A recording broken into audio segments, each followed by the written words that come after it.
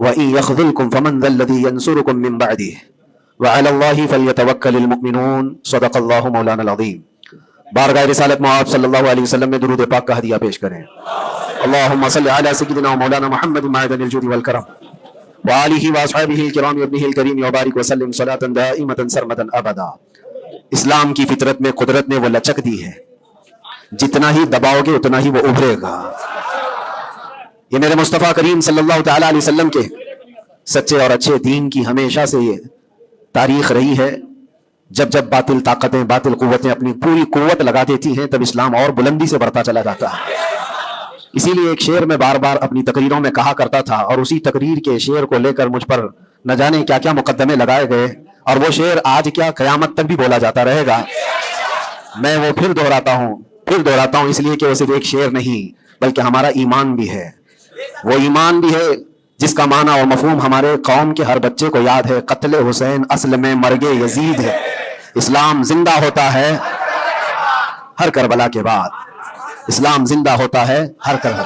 جب بھی کبھی کسی کی قربانی ہوتی ہے تو وہ رائے گاں نہیں جاتی، وہ برباد نہیں جاتی۔ اللہ تبارک و تعالیٰ کی ہزاروں لاکھوں حکمتیں پوشیدہ ہوتی ہیں۔ دنیا کو تو صرف اتنا نظر آتا ہے کہ امام حسین اور ان کے بچے میدان کربلا میں کاٹے گئے، مارے گئے، قتل کر دیے گئے، لیکن اس کے پیچھے کی حکمتیں یہ رب العالمین جانتا ہے۔ اور آج تک قوم اس کو سمجھ رہی ہے کہ اسلام میں جو آج ہریالی باقی ہے اس میں خون حسین کا کردار ہے، اور ہمارے ائمہ کرام بزرگان دین نے اس کو اپنے خون سے اپنی محنتوں سے سینچا ہے۔ لہٰذا میرے عزیزو، آپ سب کو بھی کبھی یہ نروس ہونے کی ضرورت نہیں۔ میں گرفتار ہوا بھی اور واپس اسی جگہ پہنچا جہاں سے ہم آپ کو خطاب کیا کرتے تھے۔ ہزار لوگ یہ سوچتے تھے کہ ممبر پر آپ دوبارہ نہیں کھڑے ہو سکتے۔ ہم نے ان سے یہی کہا تھا، میرا رب تبارک و تعالیٰ چاہے تو تمہاری گردن پہ بھی کھڑا کر دے گا، ممبر پر ہی نہیں، جہاں وہ رب تعالیٰ چاہے کھڑا کر دے۔ اور جب تک اس پروردگار عالم کو منظور نہ ہو، وہ اللہ تبارک و تعالیٰ ہمیں کنارے رکھتا ہے۔ یہ صحابہ کرام، اولیاء کاملین سب کی تاریخ میں رہا ہے۔ آج بڑی خوشی ہے اس بات کی کہ ہم اسی مسجد میں واپس آپ کے ساتھ جمعہ ادا کر رہے ہیں۔ اس مسجد کی روحانیت اور اس کی نورانیت ہمیں واپس یہاں کھینچ لاتی ہے۔ کئی مہینوں کے سفر بھی ہوتے ہیں لیکن واپس اس مسجد میں آ جاتے ہیں۔ نہ جانے یہاں کے لوگوں کی دعائیں یا یہاں کا کیا تعلق ہے۔ عزیزان گرامی وقار، چند باتیں میں عرض کرنا چاہوں گا کہ قوم کے اندر جو ایک نروس پن ہے، خوف ہے، جس کو دوسرے لفظوں میں اگر میں کہوں تو بزدلی ہے، کس وجہ سے قائم ہے، کس وجہ سے ہے یہ ڈر اور خوف کا ماحول؟ صرف اسی لیے ہے کہ ہر بندہ کمفرٹ زون میں جینا چاہتا ہے، آرام اور عیش کی زندگی میں جینا چاہتا ہے۔ ہر ایک نے اپنے اوپر دنیا اتنی لاد لی ہے، اپنے اوپر دنیا کو اتنا سوار کر لیا ہے کہ اس سے نکلنا اس کے لیے مشکل ہو جاتا ہے۔ اور اسی وجہ سے اللہ کے نبی صلی اللہ تعالی علیہ وسلم ارشاد فرماتے اپنے صحابہ کو بھی کہ جب تمہارے اندر بیل کی پونچھ پکڑ کر کے کھیتی باڑی کرنے کی عادت آ گئی اور تم گھوڑے کی پیٹھ چھوڑ چکے ہو تو سمجھ جانا کہ دوسری قومیں تم پر حکومت کرنے لگ جائیں گی۔ آج بیل کی پونچھ پکڑ کر کھیتی باڑی کرنے کا مطلب صرف یہ نہیں ہے کہ کسان بن جائے، سب کا حال یہ ہے کہ ہمیں دنیا جمع کرنا ہے، دنیا جمع کرنا ہے، اور اس دنیا جمع کرنے کے چکر میں اس کی پوری عمر ختم ہو جاتی ہے لیکن وہ حسرت پوری نہیں ہوتی، وہ حسرت پوری نہیں ہو پاتی۔ جتنی چیز کی تمہیں ضرورت تھی وہ تو حاصل ہو چکا تھا لیکن اس سے زیادہ کی طلب میں ہم بھاگتے ہی رہے۔ ہم یہ نہیں کہتے کہ آپ گھر نہ بنائیں، ہم یہ نہیں کہتے کہ آپ اچھے کپڑے نہ پہنیں، سب کریں، لیکن کم از کم اس بات کا خیال رکھنا چاہیے کہ اس دنیا کی کمائی میں اور اس کی طلب میں کہیں ایسا نہ ہو کہ میرا دین چھوٹ جائے، ایسا نہ ہو کہ اللہ کے نبی صلی اللہ تعالیٰ علیہ وسلم سے جو میری محبت ہے اس میں کمی آ جائے۔ یاد ہے آپ کو ایک حدیث پاک، اللہ کے حبیب صلی اللہ علیہ وسلم ارشاد فرماتے ہیں کہ مجھے اس بات کا خوف نہیں ہے کہ میری امت مشرک ہو جائے گی، کافر ہو جائے گی۔ حضور پاک صلی اللہ علیہ وسلم فرماتے مجھے اس بات کا ڈر نہیں ستاتا کہ میری امت مشرک ہو جائے گی، کافر ہو جائے گی، مگر اس بات کا اندیشہ لگا رہتا ہے کہ میرے بعد تم پر دنیا پھیلا دی جائے گی اور دنیا سمیٹتے سمیٹتے تم اللہ اس کے رسول کو بھول جاؤ گے۔ آج وہ حالات ہیں میرے عزیزوں، سب کے وہی حالات ہیں۔ اکثر کی بات میں کہہ رہا ہوں، میں جب بھی کوئی گفتگو کروں تو اس کو میری فضیلت بیان کرنے پر محمول نہ کریں کہ میں اپنی بڑائی بیان کر رہا ہوں۔ میرے عزیزوں، ان حالات کو بھی ہم دیکھ کر کیا ہے کہ اندر جانے کے بعد ایک چیز دماغ میں گونجتی تھی، کیا بتلاؤں میں نے کیا کیا دیکھا۔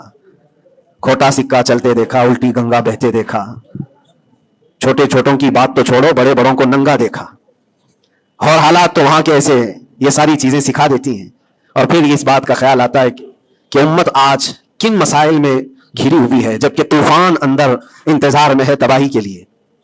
ہم جن مسائل میں گھرے ہوئے ہیں اس کو دیکھ کر کے پھر ڈر لگتا ہے، उलमा के मसाइल, पीरान निज़ाम के मसाइल, जमातों के मसाइल, छोटी छोटी बातों पर हम कोर्ट कचहरी के चक्कर काटते रहते हैं, मस्जिदों के मसाइल, लेकिन जबकि दुश्मन ने कहां से कहां तक तुम्हारे लिए मंसूबे बनाए हैं।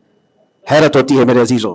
फिर वो मुहावरा है या तारीख है मुझे पता नहीं, लेकिन एक बात लगती है कि बगदाद पर हलाकू जब हमला करने आया था तो उस वक्त सुना कि उलमा छोटी छोटी चीजों में बहस मुबाहिसे में मुब्तला थे, जबकि कौम को उन्हें इस बात के लिए तैयार रखना चाहिए था कि एक जालिम कौम तुम पर हमला आवर है, उसके मुकाबले के लिए खड़े रहो। आज मैं यही कहना चाहता हूं मेरे अजीजों, छोटे मसाइल को दरकिनार एक जगह रखो। उम्मत मुस्तफा आज जिस कसम पुरसी की हालत में है, जब नबी पाक सल्लल्लाहु तआला अलैहि वसल्लम की इज्जत पर हमले हैं, तो फिर तुम्हारी इज्जत कहां खाक में रहने वाली है? हमारी अपनी इज्जत की बचाने की क्या फिक्र करनी है आपको? पूरी दुनिया का हाल यह है। पहले तो एक मुसलमान की बात मैं आपको बताऊं, फ्रांस जैसा पावरफुल मुल्क, बहुत ही मजबूत कंट्री, 100 साल पहले की बात बता रहा हूं, नबी पाक सल्लल्लाहु तआला अलैहि वसल्लम की शान में वो कोई घिनौनी या गुस्ताखाना अंदाज की फिल्म रिलीज करना चाहते थे, या फिर किसी तरह से मजाक मस्खरे वाले काम के जरिए से मेरे आका सल्लल्लाहु अलैहि वसल्लम को निशाना बनाना चाहते थे, और उस बात को वो अपनी आजादी राय और अपनी ख्याल की आजादी को बताते हैं। उस जमाने में सुल्तान अब्दुल हमीद थे, और तुर्की के वो आखिरी खलीफा सुल्तान अब्दुल हमीद, सिर्फ उन्होंने एक स्टेटमेंट दिया था फ्रांस को कि बाज आ जाओ ये तमाम चीजें करने से, वरना पूरी दुनिया लाकर मैं तुम्हारे सर पे फोड़ दूंगा। सिर्फ इतना जुमला था मेरे अजीजों। आज तक वो न फिल्म रिलीज हुई और न ही फ्रांस उस चीज पर आया। लेकिन अब तो हालात बदल गए, अब तो हालात ऐसे बदले कि हजारों नहीं, लाखों नहीं, करोड़ों की तादाद में हम मौजूद हैं। और फिर इस्लामी ममालिक के नाम पर पूरी दुनिया में कितने मुल्क हैं? 57 ममालिक इस्लामी कहलाते हैं। लेकिन किसको फिक्र है मेरे मुस्तफ़ा करीम सल्लल्लाहु तआला अलैहि वसल्लम की इज्जत पर जब हमले होते हैं? और ये तमाम हालात जब अपना दर्द का मैं इजहार करता हूं, तो फिर लोगों को ये लगता है कि ये भड़काते हैं, उकसाते हैं। मेरे अजीजों, मैं चाहता हूं कि कौम असल मसाइल को समझे, जो असल मसाइल हैं उनको समझो, फर्ज को देखो, नफिल की तरफ नहीं। पहले तुम पर जो फर्ज है उसके लिए खड़े हो जाओ। आज कौम की बिखराव को भी देखता हूं तो एक हदीस पाक में आपके सामने रखता हूं। अल्लाह के नबी सल्लल्लाहु अलैहि वसल्लम से पूछा गया, दीन क्या है? मेरे आका सल्लल्लाहु अलैहि वसल्लम फरमाते हैं, दीन नसीहा, दीन खैर खाई करने का नाम है, हर एक के साथ अच्छा बर्ताव। फिर पूछा, कुल्ना लिमन या रसूलल्लाह सल्लल्लाहु अलैहि वसल्लम, ऐ अल्लाह के रसूल किसके लिए खैर खाई करने का नाम दीन है? अल्लाह के रसूल सल्लल्लाहु अलैहि वसल्लम फरमाते हैं, लिल्लाहि वली किताबिही वली रसूलिही वलिल अइम्मतिल मुस्लिमीन व आम्मतिहिम, अल्लाह के लिए, उसकी किताब के लिए, उसके रसूलों के लिए, और मुसलमानों के जो इमाम है या उनके हाकिम है, उनके लीडर है, उनके लिए, और तमाम मुसलमानों के लिए अच्छाई का इरादा करना, भलाई का इरादा करना, इसी का नाम दीन है।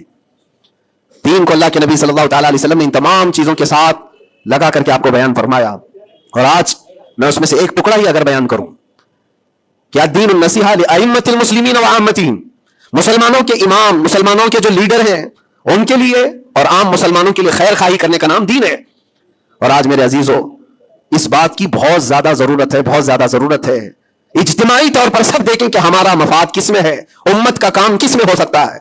और एक हदीस मेरे आका सल्लल्लाहु अलैहि वसल्लम फरमाते हैं, मन अस्बहा वलम यहतम, हुजूर अकरम सल्लल्लाहु अलैहि वसल्लम फरमाते हैं, मन लम यहतम बिअम्रिना फलैसा मिन्ना, जो इस हाल में सुबह किया कि मेरी उम्मत का ख्याल नहीं किया, हुजूर फरमाते वो हम में से नहीं है, वो हम में से नहीं है। कितनी सुबह ऐसी होती है जो तुम सुबह उठ करके सोचते हो कि उम्मत का क्या होना है?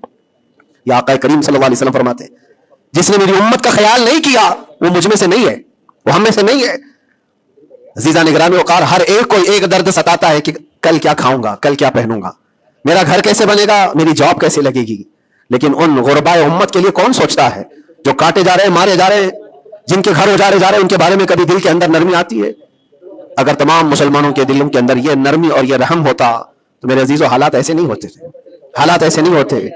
सहाबा इकराम में से एक मिसाल मैं आपको बता दूं कि हमारा दीन आज जिसको हम लेकर के चल रहे कितना बिखर गया।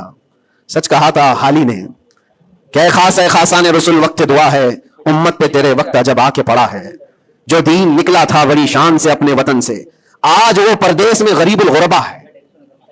आज दीन इस्लाम को हमने अजनबी बनाकर रखा है, हमारे घरों में ही नहीं है, हमारी जात पर नहीं है। हम तो फिर दूसरे को क्या ताना देंगे? आप इस्लाम जिंदाबाद का नारा लगाते हैं और अब इस्लाम की हकानियत को बुलंद बाला अंदाज में बयान करते हैं, सड़कों पर आ जाते हैं। तुम्हें सड़कों पर आकर एहतजाज करने की क्या जरूरत है? तुम अगर इस्लाम को इतना ही पसंद करते हो तो अपनी बीवियों पर क्यों नहीं इस्लाम पसंद करते?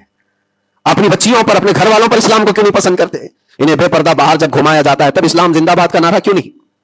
یہ شادی ہال میں کبھی جا کر دیکھیں, یہ پارٹیوں میں جا کر دیکھیں, اندازہ بھی نہیں ہوتا کہ ہاں مسلمانوں کا جم غفیر ہے. میرے عزیزوں, ایک حدیث عرض کرتا ہوں, حضرت ابو درداء رضی اللہ تعالیٰ عنہ سے منسوب ہے. حضرت عمر فاروق رضی اللہ تعالیٰ عنہ کا زمانہ خلافت ہے اور عادل کے وہ بادشاہ ہیں. بیٹھے ہوئے تھے, ایک شخص کو پکڑ کر لایا گیا عدالت میں, کہا گیا کہ اس نے قرض لیا ہے اور یہ دیتا نہیں ہے.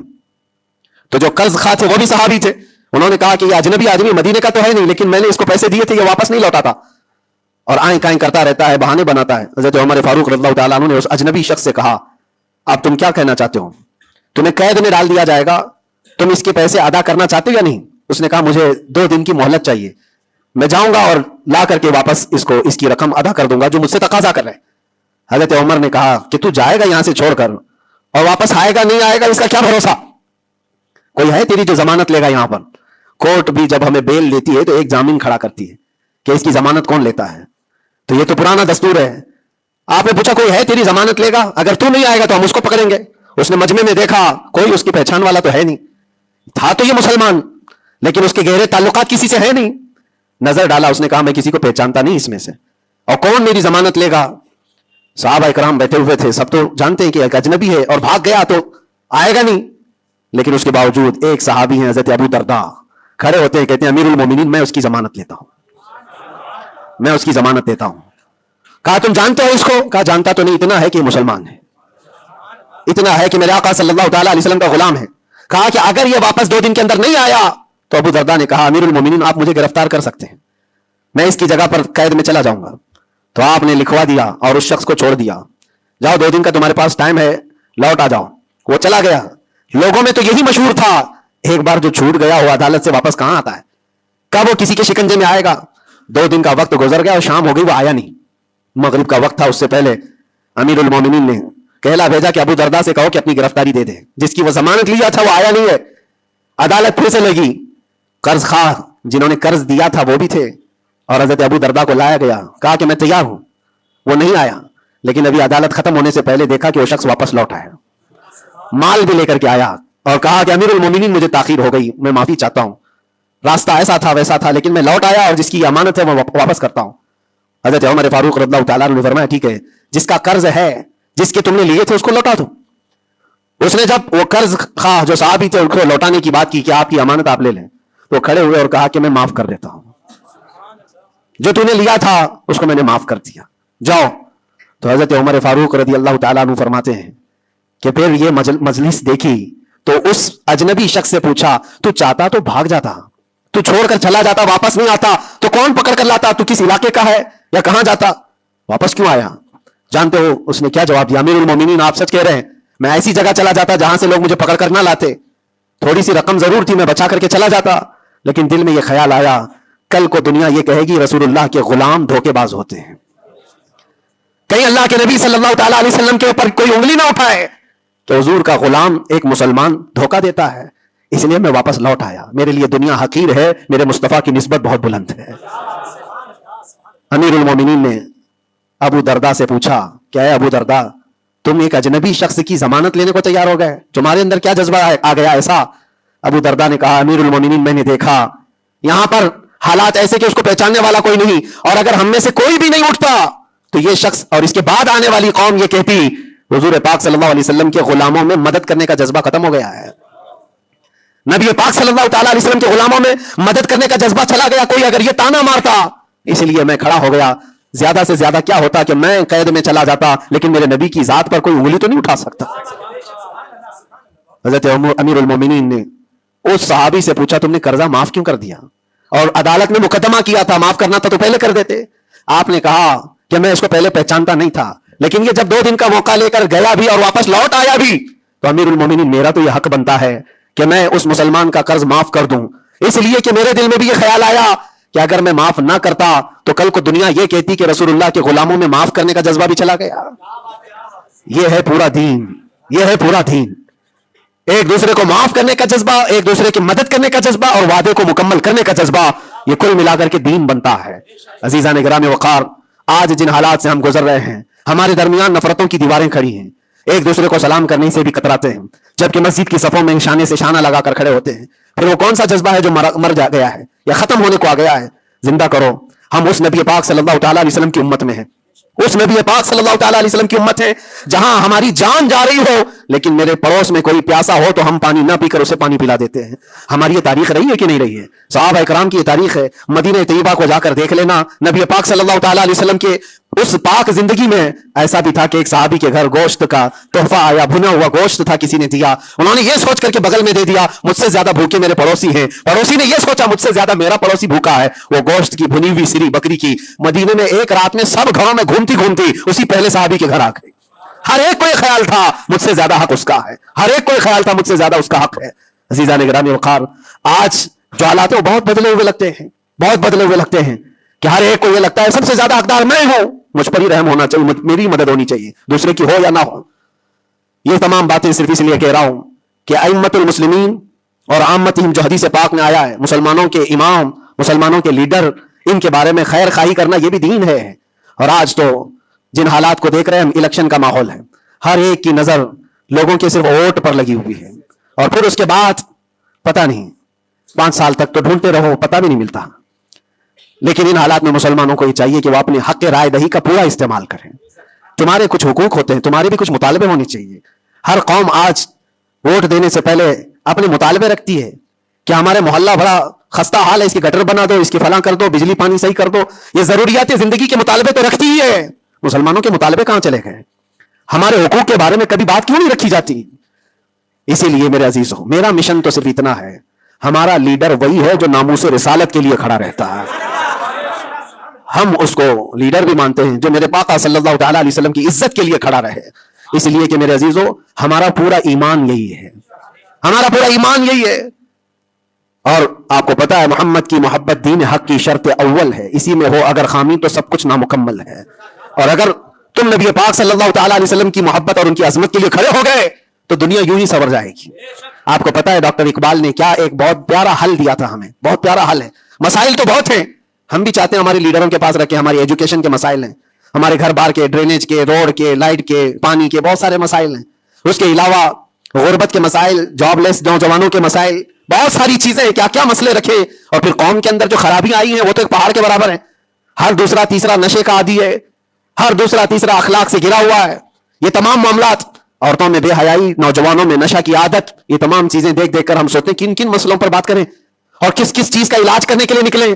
تو ڈاکٹر اقبال نے ایک بات بتائی تھی, وہ دنیا گھوم کر کے آئے ہوئے انسان تھے, وہ پیرس گئے, اٹلی گئے, جرمن گئے, اور وہاں کے قوموں کی ترقیاں بھی دیکھی, اور اس کے بعد واپس آ کر کے کہا میں نے اپنی قوم اور حضور کی امت کی ترقی کو بہت گہرائی سے دیکھا, 10 سال کا ریسرچ کیا, میں نے معلوم کیا کون سی فیلڈ میں اپنے نوجوانوں کو اتارا جائے تو یہ کامیاب ہوں گے, کون سا ایسا میدان ہے جس میں مسلمانوں کو جمع کر دیا جائے تو یہ ترقی میں آ جائیں گے. سائنس ہے, فزکس ہے, جغرافی ہے, ایسٹرونومی ہے, بہت ساری چیزیں ہیں, کس چیز میں اتارا جائے. تو ڈاکٹر اقبال کہتے ہیں میں نے بہت غور و فکر کیا, آخر کار اس نتیجے پر پہنچا کہ اس امت کی کامیابی کا صرف ایک ہی نقطہ ہے, ایک ہی راز ہے کہ محمد سے وفا تو نے, تو ہم تیرے ہیں. یہ جہاں چیز ہے کیا, لوح و قلم تیرے ہیں, لوح و قلم تیرے ہیں. ہر مسئلے کا حل اس بات پر ہے. اسی لیے میں فوکس کرتا ہوں میرے عزیزو, نبی پاک صلی اللہ تعالیٰ علیہ وسلم کی عزت کی حفاظت کے لیے جو کھڑا ہوتا ہے اللہ تعالیٰ اس کے سارے مسائل کو یوں حل کر دیتا ہے. اسی لیے آیت کریمہ بھی میں نے یہ پڑھی, ان ینصرکم اللہ فلا غالب لکم, اللہ فرماتا ہے اگر اللہ تمہاری مدد کر دے تو دنیا میں سے کوئی ایسا نہیں جو تم پر غلبہ حاصل کر سکے, کوئی غالب نہیں آ سکتا اگر اللہ مدد کر دیا. وَإِن يَخْذُلْكُمْ فَمَنْ ذَا الَّذِي يَنصُرُكُم مِّن بَعْدِهِ, اللہ فرماتا ہے اور اگر اللہ گرا دے تو دنیا کی کوئی طاقت تمہاری مدد نہیں کر سکتی, کوئی طاقت مدد نہیں کر سکتی. ایک بات, بہت ساری چیزیں ہم نے سیکھی ہیں, جیل کے اندر کے حالات انشاءاللہ کبھی طویل داستان پوری میں بیان کروں گا, لیکن ایک بندے کو دیکھا تھا, اس کے گھر والے بھی چھوڑ چکے سب, اس کو چھوٹا سا ایک کیس ہے لیکن جیل کے اندر اس کی ضمانت ہوتی نہیں, گھر والے کرانا چاہے تو ہو جائے 4 دن 5 دن میں, لیکن کوئی چاہتا نہیں. تھوڑا سا مانسک سنتولن بگڑتا چلا گیا, دماغی توازن کھونے لگا. ہوتا کیا تھا سنو, وہ ایک نارمل نوجوان تھا اور مہینہ گزر جاتا کوئی ملاقات کے لیے بھی نہیں آتا گھر والا, تو جیل میں ہنگامہ کرنے لگ جاتا, مار توڑ, اور پھر نہ جانے کیسی کیسی حرکتیں. تو جیلر پریشان ہو کر کے اس کے گھر فون لگاتا, اس کے باپ کو کہتا کہ بھائی تم اپنے بیٹے سے ایک بار ملنے تو آ جاؤ, وہ ہنگامہ کر کے رکھا ہے, کبھی ملاقات بھی نہیں لیتے ہو. اس کا باپ آیا, آ کر کے ملاقات لیا, اور بیٹے نے پوچھا کہ کب چھوٹ رہا ہوں میں, کب نکلوں گا میں. کہا بیٹا اس منڈے کو جو ہے تمہاری ضمانت ہو جائے گی, یہ منڈے کو رکھا ہے, ہو جائے گی. کہا اچھا ٹھیک ہے. اتنا خوشی خوشی سب قیدیوں سے ملنے کے لیے آتا بیرک میں, منڈے تو میرا ہو گیا, میں جا رہا ہوں, میرے باپ نے کہا ہے. منڈے آتا, ٹیوزڈے آتا, وینسڈے آتا, سب چلا جاتا, ختم. پھر 10-15 दिन गुजर जाते, बाप भी नहीं आता, भाई भी नहीं आता, और फिर महीना गुजरने को आता, फिर इसका दिमागी तवाजुन बिगड़ने लगता, फिर हंगामा करता, फिर जेलर फोन करके बुलाता बाप से कि मिलने क्यों नहीं आते हो। बाप आता, बेटा कोई बात नहीं, कुछ मसाइल में घिरे हुए हैं, हो सकता है जानबूझ करके उसके घर वाले कर रहे हो, कुछ लोगों को जबरदस्ती जेल में रखा जाता है, घर वाले ही रखते हैं, बाहर से अच्छा है यहाँ खाते पीते आराम से रहो, दूसरों की जिंदगी अजीवन करने से बेहतर है कि यहाँ रहो। दूसरी बार आया, अब्बा कब छूट रहा हूं मैं, कहा बस इस मंडे को रखा है, वकील जो है मिला नहीं था, इस मंडे को तुम्हारी जमानत हो जाएगी, पक्की बात लेकर के आता फिर, और यहां पर बिल्कुल आयश मौज मस्ती में कि इस मंडे तो जा रहा हूं मैं। दूसरा मंडे आया, उसके बाद फिर चला गया, ऐसा 4 बार हुआ, और सब कैदियों में बात मशहूर थी कि ये मंडे को जाने वाला है, और सब उसको छेड़ते थे। जब कभी उसकी मुलाकात आती तो कहते मंडे को जा रहा है ना। ये बात मजाक के तौर पर चलती रहती थी, लेकिन किसी के साथ हम मजाक करते हैं, ये नॉर्मल लाइफ होती है। लेकिन उस लड़के के मुतालिक मैंने एक बात सीखी, 4-5वीं मर्तबा होगी बात है, वो मुलाकात लेकर के वापस आ रहा था, अभी उसने कुछ कहा ही नहीं, सारी बेरक में सब बोलने लग गए कि मंडे को है ना तेरी जमानत। तो इतना चिढ़ गया, क्या पता उसको बहुत हर्ट हुआ, तकलीफ हुई, उसने गरज करके चीख चीख करके कहा, गाली दे करके कहा कैदियों को कि तुम सब घिरे हुए लोगों, एक बात मेरी सुन लो, खुदा जिस दिन मेरा लिख दे, जिस दिन लिख दे, उस दिन सबके मुंह तुम्हारे काले होंगे और कोई मुझे दरवाजे में अंदर नहीं रख सकता। जिस दिन मेरे छूटने के वहां से आ जाए परवाना लिखा हुआ कि ये दिन ये बंदा छूटने वाला है, उसके बाद वो कहता है मुझे यहां का प्राइम मिनिस्टर भी नहीं रोक सकता।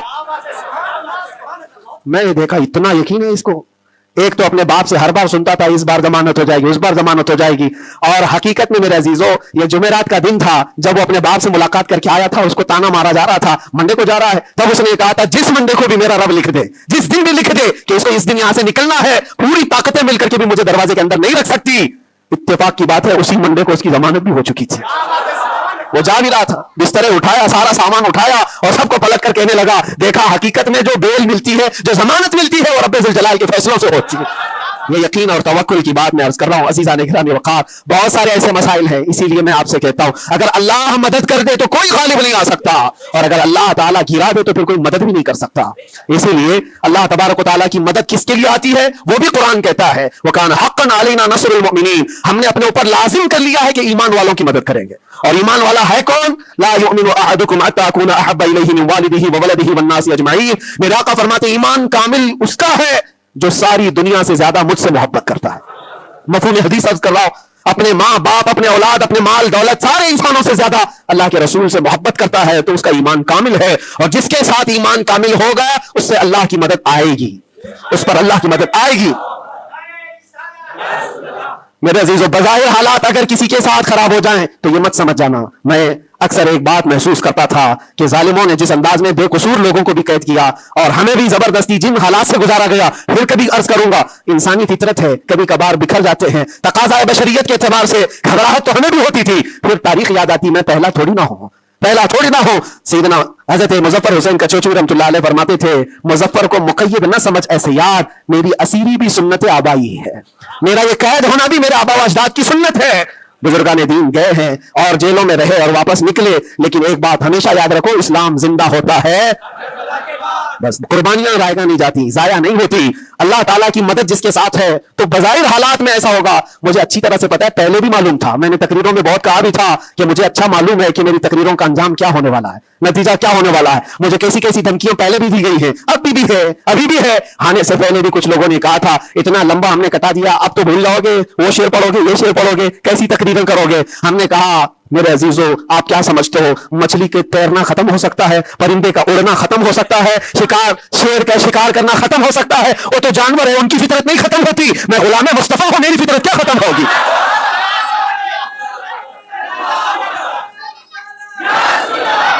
मैं गुलाम मुस्तफा हूं, हक बात बोलना मेरी फितरत है, और हम अपनी फितरत से बगावत नहीं करते। और ये 8 महीने नहीं 8 साल भी रहे, उसके बाद निकाले हम वही बात कहेंगे जो मेरे मुस्तफा की इज्जत की बात होगी। अज़ीज़ान गिरामी वक़ार, हालात बज़ाहिर कुछ दिनों के लिए होते हैं। इमाम अहमद बिन हंबल पर तो 1500 के करीब, नहीं 300 के करीब कोड़े लगाए गए थे। 300 कोड़े किसको कहते हैं? इंसान मर जाता है। वो इमाम अहमद बिन हंबल 5 लाख हदीसों के हाफिज, लेकिन जमे रहे, डटे रहे, न कभी उनका अज़्म खत्म हुआ, न हौसला खत्म हुआ। अइम्मा इज़ाम को ये तमाम चीजें गुजरनी पड़ी हैं। इमाम आज़म अबू हनीफा रहमतुल्लाह ताला अलैह जेल में तो इंतकाल हो गया, जेल में इंतकाल हो गया उस इमाम की जिसको करोड़ों आज फॉलो करते हैं। अज़ीज़ान गिरामी वक़ार, एक बात ये समझ करके चलो, मुसीबतें आएंगी लेकिन अल्लाह की मदद भी आएगी। हाँ, हर अंधेरे के बाद उजाला ہوتا ہے. ان مع العسر یسرا، اللہ قرآن میں فرماتا ہے ہر تکلیف کے بعد آسانی ہے، ہر تکلیف کے بعد آسانی ہے. اور میں تو ذہن میں یہ پریپیئر کر کے رکھا تھا، ذہن میں دماغ میں یہ بات بٹھا کر رکھا تھا، آزاد ہونا نہ ہونا یہ اللہ کی مرضی پر ہے، لیکن اگر مر کر کے میری لاش بھی باہر آتی تب بھی مجھے اس بات کا اطمینان تھا جو بات ہمیں کہنی تھی وہ ہم کہہ چکے. انشاءاللہ رب تبارک و تعالی ہماری ان باتوں کو بچوں تک محفوظ بھی کرائے گا. اور مجھے تو باہر کی خبریں زیادہ نہیں ملتی تھی کہ یہاں لوگوں کے دلوں میں کیا جذبات ہیں، بچوں کے دلوں میں کیا جذبات ہیں، لیکن قیدی جب جاتے تھے چھٹی پر 4 دن 5 دن اور واپس آتے تو یہی کہتے ڈسکس تو ہمارا کچھ نہیں ہوتا، آپ کے بارے میں ہمارا خاندان پوچھتا رہتا ہے. جیل میں آپ ہیں، فون کرو تو لوگ ہمارے متعلق پوچھتے رہتے. پھر دل میں یہ احساس ہوتا تھا. اور جیل میں بھی دیکھتا ایک ایسا بھی لڑکا تھا چین اسنیپر، چین کھینچتا اور چوری کرتا واپس آتا، لیکن ایسا ڈھیٹ آدمی تھا، ایسا ڈھیٹ میدان میں کھڑے ہو جائے، سارے قیدیوں کے سامنے کھڑے ہو جائے اور پھر ہر دن ایک بات اتنی بول کر کے جاتا، صرف اتنی بول کر کے جانا اس کی عادت سی ہو گئی تھی. ہم دیکھتے رہے باہر بھی یہی منظر ہے، اندر بھی یہی منظر ہے. تم کسی کی زبان کو بند کرنا چاہو، ختم کرنا چاہو تو ایسا نہیں ہوتا. اللہ تبارک و تعالیٰ جس چیز کو چاہے ہر جگہ پھیلا دیتا ہے. پھر یہ احساس ہوا میرے عزیزوں، تبلیغ اسلام صرف ہم ذریعہ ہوتے ہیں پہنچانا، میرے رب کی شان ہے، میرے رب کی شان ہے. اور حقیقت میں آپ کو بتاؤں، دلوں کو اپنی طرف مائل کرنا یہ ہم میں سے کسی کے اندر طاقت نہیں ہے. آج ہزاروں لاکھوں جو مجھے سننا چاہتے ہیں، اس میں بظاہر میرا کوئی کمال نہیں. بات ان کی کرو اور ہر دل پہ راج کرو، ان کی بات کرو.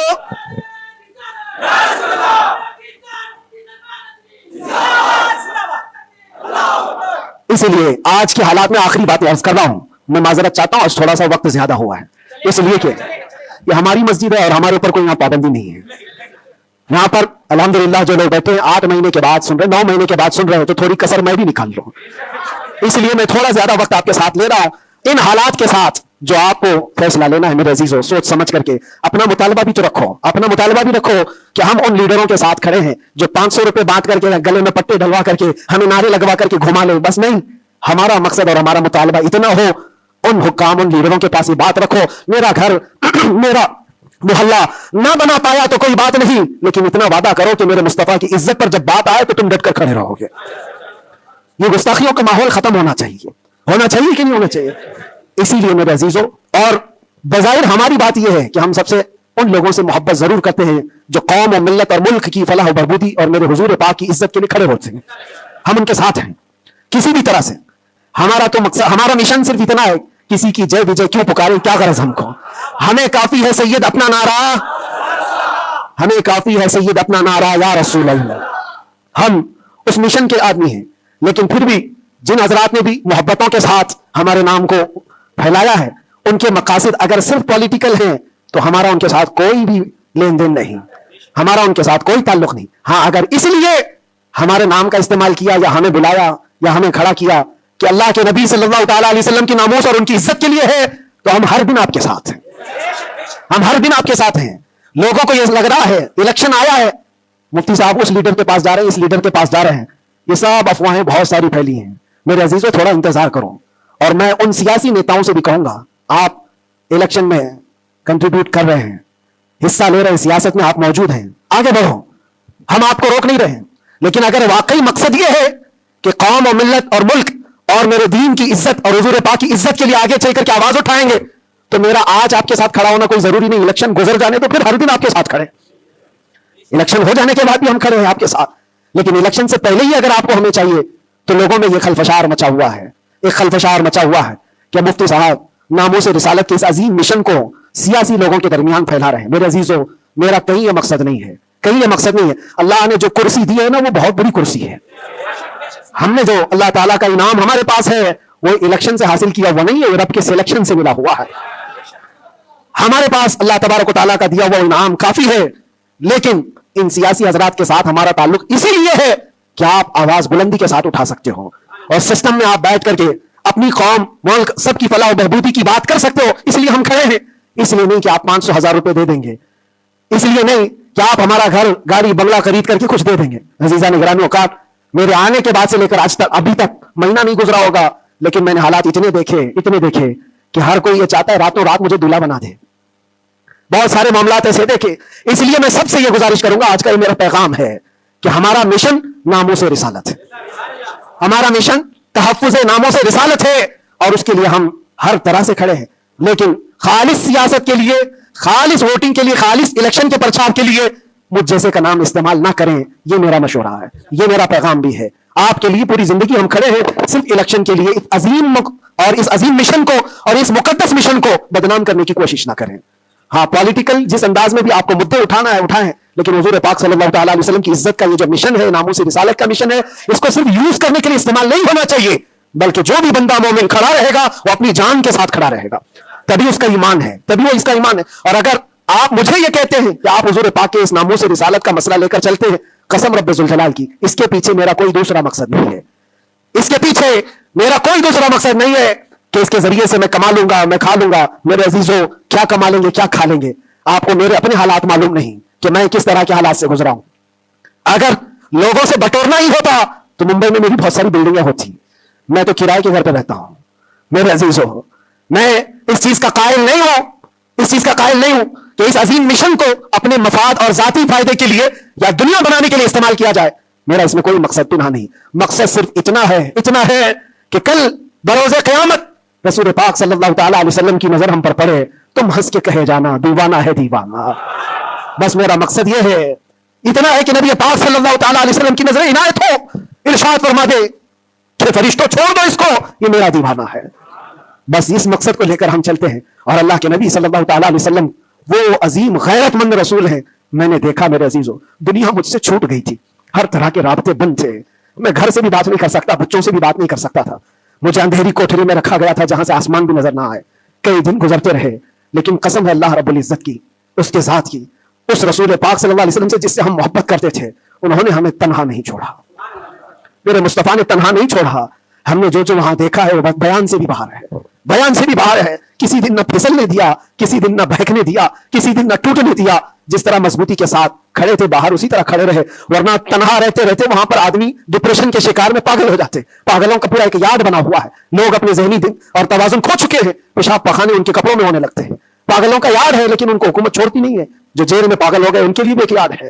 ایسے کتنے لوگ ہیں، ان کو دیکھ کر گھبراہٹ تو ہوتی تھی، لیکن پھر تنہائی میں جب میرے مصطفیٰ کریم صلی اللہ علیہ وسلم کو یاد کرتے ہیں تو پھر وہ اپنے چہرے جمال جہاں آرا سے جو مشرف کرتے، جو انعامات دیتے تھے، وہ میرے لیے کافی ہے. اس کے بعد پھر کسی چیز کی حاجت نہیں ہوتی تھی. پھر وہ صحابہ کی بات یاد آتی. ایک خاتون مدینے کی جنگ احد میں جن کے باپ شہید ہو گئے، جن کا بھائی شہید ہوا، جن کا شوہر شہید ہوا، بیٹا بھی شہید ہوا، ایک جنگ میں 4 لوگ شہید ہوئے. وہ عورت کہتی ہے مجھے ایک بار رسول اللہ کو دکھا تو دو، میرے آقا سلامت ہے یا نہیں. وہ کہتے ہیں صحابہ کہ ہاں وہ سلامت ہے. وہ خاتون میرے مصطفیٰ کے چہرے کو دیکھتی ہے اور اس کے بعد کہتی ہے کل مصیبت بعدک جلل یا رسول اللہ. اے اللہ کے رسول، آپ کے ہوتے ہوئے ہر مصیبت ہلکی ہے. آپ اگر سلامت ہیں تو ہر مصیبت چھوٹی ہے. اسی لیے ان کا یہ نعرہ تھا صحابہ کا، ہر ستم ہر ظلم گوارا ہے، ہر ستم ہر ظلم گوارا ہے یا رسول اللہ. بس ایک بار تو کہہ دے کہ تو ہمارا ہے، ایک بار تم کہہ دو کہ تو ہمارا ہے، ہر ستم ہر ظلم ہمیں گوارا ہے. اللہ کریم ہم سب کو حضور پاک کی محبت میں جینے مرنے کی توفیق عطا فرمائے. اللہ کریم ہمیں آخری سانس تک اس مشن پر قائم و دائم رکھے. ظالموں کے ظلم سے، کافروں کے کفر سے، مشرکین کے شرک سے اللہ ہماری حفاظت فرمائے. اور ہم سب کو مولا توکل اور یقین کی دولت عطا فرمائے. اور آج کے حالات کے اعتبار سے مولا تعالیٰ ہمیں صحیح طریقے کے حکام نصیب فرمائے اور شریر حاکموں سے اللہ ہم سب کی حفاظت فرمائے. وآخر دعوانا الحمدللہ رب العالمین. السلام علیکم ورحمۃ اللہ وبرکاتہ.